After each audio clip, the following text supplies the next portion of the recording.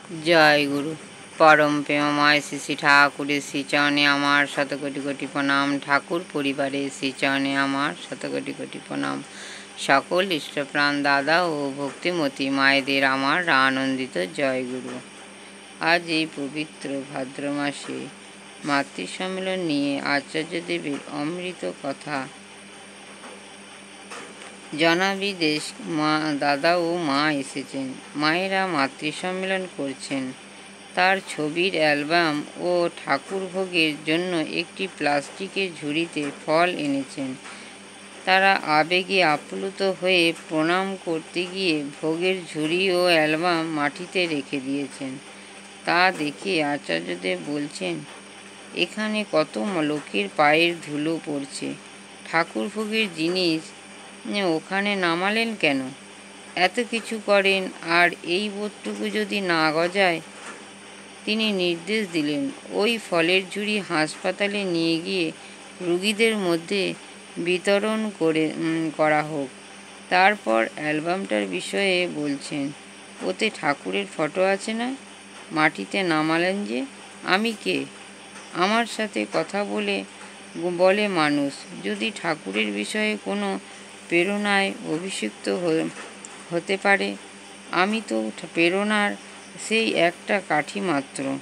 তাছাড়া আমি তো গুরু নই। তাহলে আমার চরণে কেন রাখবেন এটা? মায়েরা লজ্জিত হয়ে স্বীকার করলেন, বড় অপরাধ হয়ে গেছে। আচার্যদেব বললেন, অপরাধ ব্যাপার না, হইচই করে সব করা ভালো, কিন্তু তার মনের মতো হয়ে উঠেছি কি না সেটা দেখা প্রয়োজন। চন্দন গাছের তলায় বাস করি, অথচ গায়ে চন্দনের গন্ধই হলো না, চলবে? গায়ে তো চন্দনের গন্ধ লাগাই চাই, তাই নয় কি? তারপর তিনি অ্যালবামটি চেয়ে নিয়ে ছবিগুলি উল্টিয়ে দেখতে গিয়ে দেখলেন মাতৃ সম্মেলন হচ্ছে, কিন্তু সেখানে শুধু শ্রী শ্রী বড়মার ছবি, ফুল দিয়ে সাজানো, ঠাকুরের ছবি নেই। জিজ্ঞেস করে জানলেন যে ওখানে মাতৃ সম্মেলনে শুধু বড়মায়ের ছবি রাখা হয়, ঠাকুরের না। শুনে আচার্যদেব বলছেন, ঠাকুরকে বাদ দিয়ে তো বড়মা নয়।